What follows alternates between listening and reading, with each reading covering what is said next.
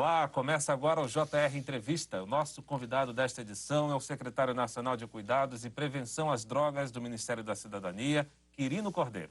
E entre as funções da secretaria estão promover a educação e a capacitação para a redução do uso de drogas ilícitas e lícitas, fazer campanhas de prevenção e avaliar e acompanhar os tratamentos terapêuticos. Muito obrigado, secretário, pela presença aqui com a gente. Um dos assuntos mais polêmicos do momento é o projeto de lei que está em tramitação na Câmara e pode ser votado aí nos próximos dias, que legaliza, que permite o plantio da maconha em território brasileiro para fins medicinais. Qual que é a posição do governo a respeito disso?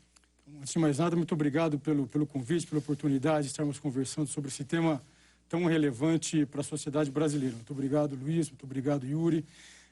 O governo brasileiro é absolutamente contrário à versão atual do projeto de lei 399 de 2015. É importante que as pessoas entendam que esse projeto foi pautado inicialmente na Câmara dos Deputados, no ano de 2015, e naquela ocasião ele tinha como objetivo regulamentar o acesso das pessoas que apresentam necessidade de fazer uso de derivados da cannabis a essas substâncias, uso terapêutico. Entretanto, no ano passado, em 2019, a Anvisa, a Agência Nacional de Vigilância Sanitária, publicou uma resolução que acabou regulamentando essa situação no Brasil. Ou seja, a Anvisa publicou uma resolução que permite que pessoas que apresentam necessidade de usar medicamentos derivados de cannabis, especialmente o canabidiol, que das várias moléculas que compõem a planta da cannabis, é a única comprovadamente com ação medicinal. Então, a Anvisa publicou, no ano passado, uma resolução que permite a importação de canabidiol e permite também a fabricação de medicamentos com essa substância aqui no Brasil, bem como permite a venda, a compra, a prescrição médica e o uso terapêutico desse medicamento. Logo, então, o que acontece é que hoje no Brasil não há mais nenhuma justificativa, não há mais nenhuma necessidade de nós termos uma lei federal regulamentando essa situação, já que o órgão específico para isso, que é a Anvisa, já o fez no ano passado. O que acabou acontecendo, então, é que neste ano agora, de 2020, há 2 semanas, nós fomos pegos de surpresa com a apresentação de um substitutivo a esse projeto de lei, o 399, que foi apresentado pelo deputado Paulo Teixeira, e esse substitutivo modifica de maneira muito importante, trazendo uma série de riscos para a sociedade brasileira. Esse substitutivo modifica, então, essa versão original do projeto de lei 399 e acaba incluindo algumas questões que são muito graves, como, por exemplo, a liberação do plantio em larga escala de maconha no Brasil. Esse substitutivo coloca também uma outra questão que é muito grave, que é a possibilidade de fabricação de produtos à base de maconha, não só para fins terapêuticos. E uma outra questão também que é bastante importante, que nos deixa bastante preocupados, é a possibilidade, então, do uso medicinal irrestrito de derivados de cannabis. Nós sabemos que hoje, na verdade, o uso do canabidiol, que é a única molécula que é aceita, então, cientificamente para o uso terapêutico, é a única molécula que é liberada para o uso terapêutico pelo Conselho Federal de Medicina, Associação Brasileira de Psiquiatria, Sociedade Brasileira de Pediatria, Academia Nacional de Neurologia, enfim, as entidades médicas brasileiras. Então, nós temos apenas a liberação do uso dessa substância específica. Entretanto, esse substitutivo do projeto de lei abre a possibilidade do uso indiscriminado, inclusive de outras moléculas para ações terapêuticas, mesmo não tendo nenhum tipo de comprovação científica. E nós sabemos de experiências de outros países, como, por exemplo, vários estados americanos, quando se abre a possibilidade do uso medicinal irrestrito de derivados de cannabis, o que acaba acontecendo é que, muitas vezes, pessoas que apresentam quadros de dependência química acabam, enfim, buscando esses produtos que, em tese, eram para fins terapêuticos, mas para utilizar de maneira entorpecente. Logo, essa versão atual do projeto de lei 399 é um grande cavalo de Troia, ou seja, ele se apresenta como sendo para favorecer as pessoas que acessem medicamentos à base de cannabis, mas o que ele faz, na verdade, é liberar a maconha no Brasil, o que pode trazer uma série de danos para a nossa sociedade. Vale lembrar que hoje, então, as pessoas que precisam utilizar o canabidiol para o seu tratamento de saúde conseguem fazê-lo por conta dessa resolução da Anvisa do ano passado. É importante também ficar claro aqui que o Ministério da Saúde do Brasil hoje está trabalhando para incorporar essas medicações para a oferta gratuita no Sistema Único de Saúde para as pessoas que necessitam disso. Então, o que nós não podemos aceitar, na verdade, é que grupos de interesse que buscam, então, liberar a maconha no Brasil se escondam atrás das necessidades e de verdadeiros dramas familiares, dramas pessoais de pessoas que precisam, então, do uso terapêutico. Então, este projeto de lei, no substitutivo recém-apresentado, basicamente não busca ofertar tratamento para as pessoas que apresentam quadros clínicos que necessitem do uso de derivados de cannabis. O que esse projeto de lei, nessa versão atual, busca é liberar a maconha no Brasil. E por isso que o governo brasileiro é frontalmente contra esse projeto de lei. O senhor disse, secretário, que esse texto, esse substitutivo, copia, de certa forma, o que já se pratica em alguns países, sobretudo nos Estados Unidos. Por que lá, por exemplo, funciona e aqui não funciona? Ou lá não funciona? Então, na verdade, lá também não funciona. É interessante nós conversarmos sobre isso, porque uma coisa que vem o que se vem tentando fazer, enfim, em vários países, inclusive aqui no Brasil, e justamente nesse passo a passo. Ou seja, no primeiro momento se faz uma justificativa de que a liberação é apenas para o uso medicinal, mas junto já vem, enfim, a tiracolo a possibilidade do uso também da maconha como droga entorpecente. Nos Estados Unidos é bastante interessante porque lá naquele país há um estudo realizado anualmente desde o ano de 1971, um estudo epidemiológico. E esse estudo mostra que nos estados americanos que começaram a liberar de maneira indiscriminada e irrestrita o uso medicinal de derivados de cannabis, que é o que esse projeto de lei hoje busca fazer no Brasil, nesses estados tem acontecido, junto com o aumento do uso medicinal, o aumento também do uso recreativo ou do uso da droga como uma droga entorpecente. Nos Estados Unidos, desde o ano de 2008, quando esses programas de uso irrestrito medicinal começaram a acontecer, tem ocorrido um aumento de 4% a 5% anualmente do uso da cannabis como uso recreativo. Então, na verdade, nesses países, infelizmente, tem acontecido vários problemas por conta desse tipo de política. Em estados americanos, por exemplo, que acabaram legalizando a maconha, nós temos tido aumento do uso de pessoas usando a droga, não somente como droga para fins medicinais, mas droga como fim entorpecente. Tem acontecido também um aumento de casos de dependência química, o aumento do narcotráfico. Essa é uma coisa interessante, porque muitas pessoas que advogam pela legalização da maconha e de outras drogas colocam que esse tipo de ação iria reduzir o narcotráfico, o que não procede.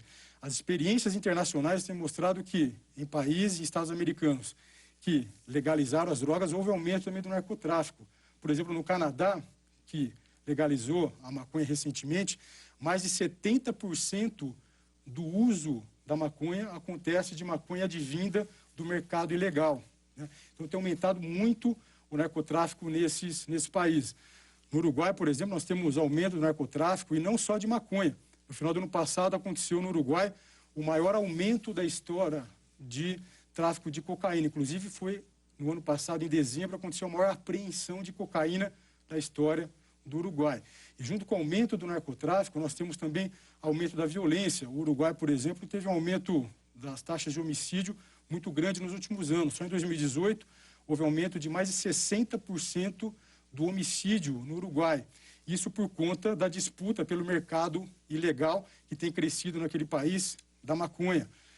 Esse aumento da violência também tem levado ao aumento do encarceramento, que é uma outra justificativa para a legalização da maconha que alguns grupos apresentam. Na verdade, não tem diminuído o encarceramento nos países que legalizam Mesmo a droga. com a possibilidade de se cultivar a maconha em casa, como acontece no Uruguai, por exemplo, isso também aumenta o narcotráfico? Sim, na verdade, existe inclusive um estudo que foi publicado agora numa nota técnica do Ministério da Justiça, mostrando que situações como tem sido proposta agora nesse projeto de lei, de se flexibilizar a possibilidade de produção de maconha, levaria, na verdade, o Brasil a ter uma inundação de oferta de maconha no país. As pessoas têm acompanhado, né? O Brasil tem batido recordes diários de apreensão de maconha. Semana passada houve a maior apreensão de maconha da história do Brasil, com apreensão de 33 toneladas de maconha numa única ação policial. Ou seja, no Brasil, mesmo sendo proibida a produção de maconha, a venda de maconha, enfim, nós já temos uma inundação, uma enxurrada de oferta de maconha. Se nós perdermos, então, essa possibilidade de um controle mais rígido em cima da produção da maconha, infelizmente o que vai acabar acontecendo vai ser um aumento muito grande da oferta. E, inclusive, o Ministério da Justiça e Segurança Pública, nesse estudo que foi feito, divulgado agora recentemente, inclusive diz que não terá condições, né, o Brasil, de ter uma fiscalização a contento, né, dessa possibilidade de produção em larga escala da maconha no Brasil. Então, fatalmente, o que nós teremos vai ser um aumento da produção e um aumento da produção fora de possibilidade de controle, o que vai levar ao aumento da oferta de drogas e, como nós temos observado em outros países, por conta disso, o aumento do consumo, aumento da dependência química e o aumento, consequentemente, de todos os problemas relacionados à situação, inclusive problemas importantes de violência social. Secretário, eu queria retomar a regulamentação da Anvisa sobre o uso do canabidiol aqui no país, que o senhor disse que, regulamentada a situação, não é necessário, então, que a Câmara aprove um projeto de lei sobre o tema que pode ampliar o consumo da maconha no país. É esse o risco que o senhor vê. Então, eu queria saber se basta essa regulamentação para as pessoas, para as famílias que têm um parente, que têm um filho com essa necessidade do canabidiol. Elas têm a garantia, a partir da regulamentação, que podem, por exemplo, plantar essa maconha em casa, produzir o medicamento, alguma associação dos pacientes pode fazer isso de forma segura? Porque nós temos hoje mais de 200 ações na justiça que garantem esse direito aos pacientes. Sim. Na verdade, não. Essa regulamentação da Anvisa é para produção de derivados de cannabis para fins terapêuticos. Tem que ser importada, então, a maconha? Pode ser, o medicamento, ele pode ser importado ou ele pode ser, inclusive, fabricado aqui no Brasil. Após a publicação dessa resolução da Anvisa no ano passado, inclusive já existem hoje no Brasil produtos derivados da cannabis, né, do canabidiol, que já estão disponíveis no mercado brasileiro. Mas a matéria-prima é importada? Matéria-prima importada, inclusive fabricada aqui no Brasil hoje já, o canabidiol. E essa é uma questão interessante, porque no ano passado, quando a Anvisa estava apreciando essa matéria, ela então regulamentou a possibilidade de importação dos derivados de cannabis, né, no caso do canabidiol, para uso terapêutico, liberou também a produção no Brasil e, como eu já disse, liberou também a possibilidade de venda, de compra, de prescrição médica e de uso terapêutico, né? Então, essa situação hoje no Brasil já está regulamentada, inclusive com a produção de remédio hoje no Brasil por indústria instalada aqui no nosso país. Não é possível, né, enfim, nós pensarmos na possibilidade de produção, né, desses caldos, desses óleos de cannabis em casa, com produção doméstica, porque isso envolve um grande risco, né? Nós sabemos que, para que você possa fazer uma medicação, há necessidade de que haja um processo de qualidade envolvendo a produção desses medicamentos. Não é possível a gente imaginar que, se plantando maconha em casa e fazendo um chá, a gente vai conseguir tratar de crianças, por exemplo, que apresentam problemas de saúde. Mas é que as famílias não estão fazendo isso porque querem, é porque não encontraram outra forma. O medicamento hoje é muito caro, né? Isso, então. Então, na verdade, só para esclarecer essa situação, não é possível, né, a gente imaginar que nós vamos fazer em casa uma produção artesanal de óleos de maconha, porque, na verdade, nós temos uma única uma única molécula das centenas de moléculas que compõem a cannabis que tem ação terapêutica. As outras moléculas todas, principalmente uma delas, que é o THC, tem inclusive ação que lesa o sistema nervoso central. É um fator de risco para um monte de problemas psiquiátricos graves, inclusive, como os quadros psicóticos, como esquizofrenia, é um fator de risco para depressão, para ansiedade, enfim. Então, esse é um grande risco. E não é para isso, na verdade, que a resolução da Anvisa veio. Hoje, no Brasil, então, as pessoas que tiverem necessidade de usar essa medicação podem encontrar esses produtos no Brasil, tanto importados como já fabricados aqui em território nacional. E hoje, como eu disse, o Ministério da Saúde está trabalhando, né, para ofertar de maneira gratuita no SUS para essas famílias que têm crianças que precisam usar a medicação. Logo, na verdade, não existe nenhuma necessidade, nenhuma justificativa para que nós tenhamos uma lei federal regulamentando essa situação. E eu insisto que essa lei específica não objetiva isso, né? Essa situação hoje já tem essa regulamentação no Brasil. Essa lei, na verdade, ela vem para liberar a possibilidade de acesso de maconha no Brasil para outras finalidades que não medicinal. Ok, nós vamos lembrar que você pode assistir ao JR Entrevista na Record News às 10h30 da noite, também pelo portal R7, no Play Plus, no Jornal da Record, no JR 24 horas à meia-noite e meia e ainda em nossas redes sociais. Secretário, esse tema é tão polêmico que não encontra um acordo de discussão no Congresso Nacional, seja de parlamentares de direita, seja de parlamentares de esquerda. Como é que o governo imagina o futuro desse projeto? Então, falando sobre essa questão específica, acho que é interessante ficar claro aqui que nós temos basicamente dois grandes grupos de interesse hoje pleiteando a aprovação desse projeto de lei.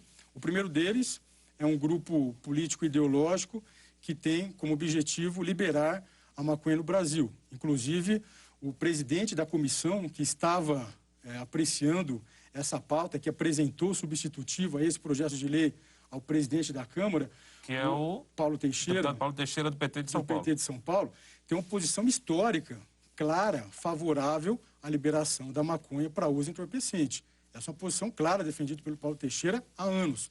E agora, na verdade, vem se utilizar desse projeto de lei, na verdade, para que consiga os seus objetivos. Então, nós temos um grupo ideológico muito claro, formado para liberar a maconha no Brasil. E nós temos um outro grupo, também se aproveitando desse momento, que é um grupo que pretende explorar esse mercado que pode ser criado da maconha no Brasil e, com isso, conseguir ganhar muito dinheiro. Mas, claro, ganhar muito dinheiro às custas de todo o risco que vai impor à sociedade. Secretário, perdão interromper, mas já mudando de assunto então, tem outro setor que ganha muito dinheiro, que é o setor de drogas lícitas, como o álcool, por exemplo. E durante a pandemia, o consumo de bebidas alcoólicas subiu muito, né? Segundo até o estudo da Associação Brasileira de Estudos do Álcool e Outras Drogas. Ela alertou sobre esse aumento do consumo. A Secretaria já tem esses dados? Houve esse aumento? E o que fazer para combater esse problema? Hoje no Brasil, na verdade, nós não temos ainda dados muito seguros em relação a essa situação. Existem alguns indicativos que, obviamente, nos deixam bastante preocupados. Não só com o aumento de uso de drogas ilícitas, mas, infelizmente, também aumento de drogas ilícitas por conta de todas essas dificuldades, então, trazidas por esse momento sanitário importante que nós apresentamos, que nós vivemos agora. A nossa secretaria tem trabalhado, enfim, com ações de prevenção ao uso de drogas e cabe aí também as drogas lícitas. Nós temos uma série de ações, estamos intensificando agora, nesse momento, as ações de prevenção e também as ações de tratamento, né? Só para que os ouvintes e os espectadores possam entender, até o ano de 2018, o governo brasileiro financiava cerca de 2.900 vagas em comunidades terapêuticas, que são casas de recuperação de pessoas que apresentam dependência química no Brasil, para o tratamento gratuito das pessoas que apresentam esse quadro clínico. No ano passado, nós ampliamos esse número, chegamos a cerca de 11.000 vagas, nós quase que quadruplicamos o número de vagas financiadas para o tratamento gratuito dessas pessoas. E esse ano, agora, estamos aumentando ainda mais, a nossa expectativa é chegarmos a cerca de 20.000 vagas ofertadas para toda a população brasileira em centenas de unidades espalhadas pelo Brasil. E agora, ainda esse mês de setembro, nós vamos lançar um aumento ainda maior de vagas. Além dessas que nós já falamos aqui, nós vamos lançar mais 1.800 vagas em comunidades terapêuticas para o acolhimento e tratamento para a recuperação de dependentes químicos em situação de rua, com o objetivo, então, de nós ajudarmos a proteger e também iniciar o tratamento e a recuperação das pessoas com dependência química que hoje vivem nas ruas. Obrigado, secretário. O JR Entrevista faz um rápido intervalo e na volta a gente fala sobre o perfil do dependente químico e os tipos de drogas mais usadas no Brasil. Até já. Estamos de volta com o JR Entrevista e hoje nós conversamos com o secretário nacional de Cuidados e Prevenção às Drogas do Ministério da Cidadania, Quirino Cordeiro. Secretário, existe um estudo que mostra com um pouco mais de precisão o perfil do dependente químico no país? Na verdade, nós temos pessoas que apresentam dependência química em todas as classes sociais, todos os gêneros, enfim. Hoje, na verdade, a dependência química atinge a população brasileira de maneira bastante homogênea. Infelizmente, obviamente, como todos os problemas que se abatem sobre a sociedade, acabam trazendo problemas mais importantes para aquelas pessoas que são mais vulneráveis do ponto de vista social, econômico, financeiro. E por conta disso, então, o governo federal tem se preocupado em fazer ações para que nós tenhamos uma prevenção do uso dessas substâncias que possam atingir a sociedade de maneira mais global. Moradores de rua, por exemplo? Então, na situação de prevenção, por exemplo, nós temos tido ações de prevenção nas escolas, em parceria com um programa muito importante hoje no Brasil, que é o PROERD, um programa realizado pelas polícias militares e que hoje o governo federal apoia esse programa, ou seja, a ideia é que a gente possa fazer uma prevenção universal das crianças. Em caso de situação, por exemplo, de extrema vulnerabilidade, como as pessoas em situação de rua, o governo federal tem realizado ações, inclusive agora, como nós já conversamos, nós vamos fazer um aumento de vagas para essas populações. Então, nós temos ações, tanto ações que fazem um trabalho mais geral na sociedade, para que nós possamos prevenir que esses problemas se abatam sobre as pessoas, e também ações mais específicas para grupos mais vulneráveis, como os moradores de rua, que, na verdade, acabam necessitando e demandando de mais auxílio do Estado, do poder público, para poderem receber assistência de maneira apropriada. O senhor falou do risco, né, de que uma liberação do uso ou do plantio da maconha no país pudesse ampliar o consumo. E a gente vê, por exemplo, que as drogas legalizadas hoje, elas têm sim um consumo maior do que as drogas ilícitas. A gente pode dizer que o álcool, as bebidas alcoólicas, elas são hoje o principal problema? É a droga mais consumida no país? Não tem dúvida. As drogas lícitas são as drogas mais consumidas porque justamente são as drogas de mais fácil acesso por parte das pessoas. Então, esse que é um grande problema quando nós nos deparamos com um projeto de lei como esse, o 399 de 2015, que está sendo apreciado na Câmara dos Deputados. Porque sempre que existe uma diminuição do controle sobre determinada substância, ela acaba ficando mais acessível para as pessoas e, por conta disso, existe um aumento do consumo, aumento da dependência química, aumento dos problemas decorrentes disso. Então, não tem como restringir, né? Então, quando a gente fala do álcool, por exemplo, hoje, na verdade, é a droga, em geral, que as pessoas se iniciam na dependência química, com o uso do álcool. Muitas vezes, infelizmente, dentro das suas próprias casas, a gente, quando tem uma droga legalizada na sociedade, a percepção de risco das pessoas acaba diminuindo. Essa droga acaba entrando dentro da cultura familiar, dentro da cultura daquela comunidade. Então, as pessoas acabam desprezando os riscos que essa droga causa. Então, hoje, na verdade, os riscos relacionados ao uso do álcool, por exemplo, acabam sendo, muitas vezes, minimizados dentro das casas, dentro das famílias, o que é um grande perigo, Porque, na verdade, sempre que isso acontece, você aumenta a chance das pessoas se exporem a essa droga e ter problema. Então, por isso que hoje, no governo federal, nós estamos tão preocupados em relação à possibilidade de aprovação desse projeto de lei do 399, porque se isso acontecer, a gente vai fatalmente favorecer o acesso das pessoas à maconha e isso vai acabar trazendo mais um grave problema para o Brasil. Agora, pelo outro lado, não é possível restringir o acesso ao álcool sem partir, por exemplo, para uma proibição, porque aí você cai no mesmo problema da maconha, né? Pode aumentar o crime organizado, o tráfico.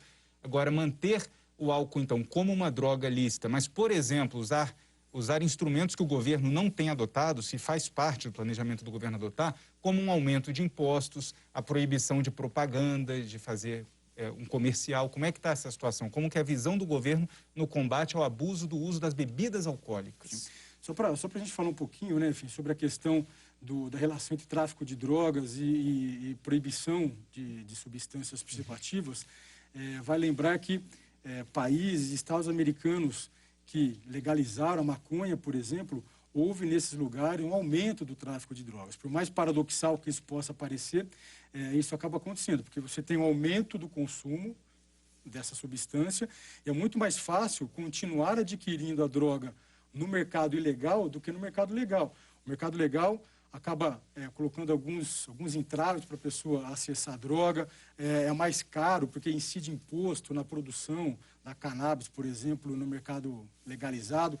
Então, sempre que você legaliza uma droga, infelizmente, aumenta também o narcotráfico, aumenta o tráfico dessa substância. Isso tem acontecido no Uruguai, vários estados americanos, no Canadá. Mas proibir o álcool vai ser alternativo? Então, em relação à questão do álcool, como é que a gente tem trabalhado hoje dentro do governo? Além de todas as ações de prevenção, cuidado, tratamento, nós temos trabalhado junto com o Legislativo para que nós possamos ter legislações mais efetivas no controle do álcool.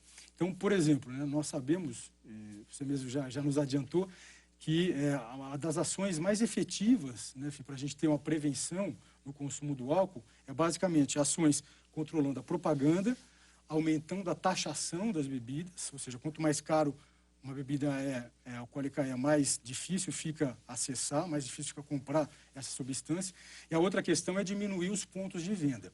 Hoje nós temos no Congresso Nacional, nós temos no Senado, ou seja, nós não temos só coisas ruins acontecendo no Legislativo, nós temos hoje um projeto de lei que está sob a relatoria do senador Stevenson Valentim, e nós temos trabalhado de uma maneira bastante próxima ao senador Stevenson Valentim, um senador do Rio Grande do Norte, e ele está relatando, então, um projeto de lei muito importante hoje, que passa a controlar, então, e passa a restringir a propaganda de bebidas alcoólicas no país. Essa é uma ação muito importante para nós prevenirmos. O governo federal está trabalhando junto com o senador, apoiando esse projeto de lei. Então, mudanças legislativas são importantes também nessa área de prevenção ao uso de drogas lícitas, como você mesmo disse, como álcool. Secretário, qual a importância da nova resolução do Conselho Nacional de Políticas sobre Drogas que regulamenta o acolhimento de adolescentes com dependência química em comunidades terapêuticas? Isso é uma questão muito importante para o Brasil. Nós, infelizmente, temos tido no país um aumento do consumo de drogas tanto lícitas quanto ilícitas. Só para que as pessoas que estão nos acompanhando possam entender, hoje no Brasil, o Brasil é o segundo maior mercado consumidor de cocaína do mundo, consome mais de 80% do crack do mundo, o Brasil é um dos maiores consumidores de álcool. E, infelizmente, isso daí vem acontecendo cada vez mais cedo. Os adolescentes vêm sendo alvo, né, enfim, dessas ações, tanto para que eles façam uso de drogas lícitas, quanto também drogas ilícitas. Então, tem aumentado muito os problemas com adolescentes com dependência química no Brasil. E o que nós acabamos fazendo, né, no Conselho Nacional de Política sobre Drogas, que é o órgão máximo, então, aí de deliberação e discussão de políticas públicas nessa área no Brasil. Esse órgão é importante porque ele tem membros do governo federal, membros de gestores públicos nessa área de polícia sobre drogas dos estados e tem representantes também dos conselhos estaduais de polícia sobre drogas. Então, é um órgão que representa a sociedade brasileira. E nós, então, fizemos essa resolução e, a partir de agora, fica, então, permitido que adolescentes também possam ser acolhidos, internados em comunidades terapêuticas, que são casas de recuperação para adolescentes com dependência química. E, obviamente, que nós tomamos todo o cuidado na confecção dessa resolução, para que ela, então, pudesse respeitar e seguir toda a legislação brasileira sobre o tema de proteção ao adolescente, como, por exemplo, o ECA, mas é muito importante que nós aumentemos a possibilidade, então, de espaços de ajuda para os adolescentes que, infelizmente, têm sido cada vez mais vítimas de todo esse cenário hoje das drogas, que é muito grave no Brasil. Ok, secretário, nós vamos para mais um intervalo e no próximo bloco vamos falar sobre um mapa que reúne comunidades terapêuticas no Brasil. JR Entrevista volta em instantes. O JR Entrevista está de volta e com a gente aqui hoje o secretário nacional de Cuidados e Prevenção às Drogas do Ministério da Cidadania, Quirino Cordeiro. Secretário, um dos grandes problemas que as famílias enfrentam quando encontram um filho, um parente que está ali passando por uma necessidade de fazer um tratamento para conseguir, romper o vício em uma droga, seja lícita ou ilícita, é onde buscar ajuda. Como está esse sistema de apoio e acolhimento às famílias para conseguir buscar essa ajuda?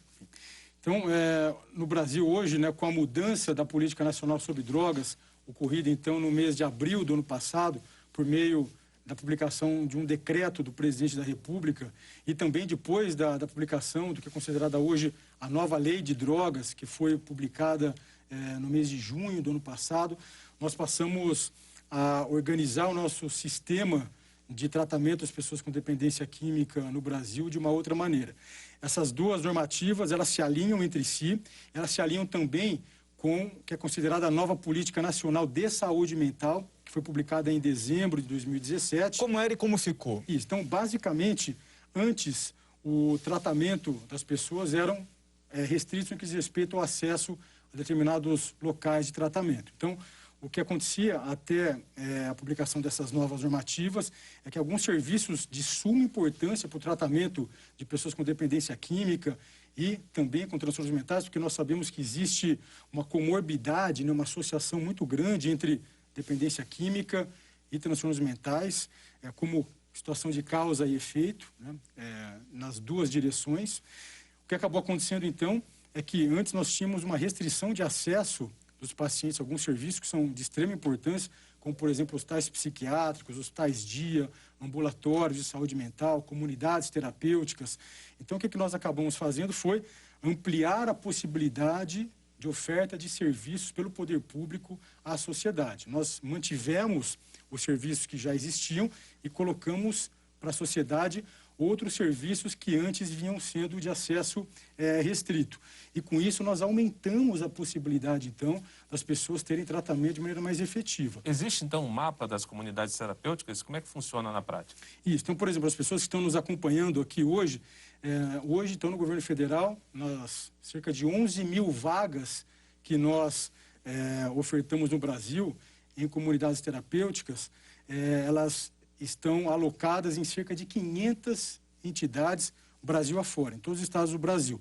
Então, quem está nos acompanhando pode acessar essas comunidades terapêuticas num mapa, num georreferenciamento que nós fizemos e hoje está disponível no site do Observatório Brasileiro de Informações sobre Drogas, que é o OBID, que as pessoas, então, podem acessar esse site e encontrarem o local, a comunidade terapêutica mais próxima da sua casa e buscar esse tratamento que hoje é gratuito, é financiado pelo governo federal, com o objetivo justamente de nós reduzirmos a barreira de acesso das pessoas ao tratamento de qualidade e efetivo. Agora, rapidamente, para encerrar, nós temos ainda 30 segundos. Eu gostaria de saber do senhor se as famílias têm uma referência no governo federal para procurar uma comunidade terapêutica e não ser enganada.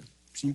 Essas comunidades terapêuticas, todas essas cerca de 500 comunidades terapêuticas, hoje, financiadas pelo governo federal, elas passam por um processo de fiscalização, de monitoramento do governo federal e nós, então, hoje garantimos a qualidade do tratamento dos pacientes com dependência química nessas instituições. Secretário, agora a última pergunta de verdade. O governo tem alguma receita para o problema da Cracolândia, que atinge aí grandes centros urbanos, municípios e estados?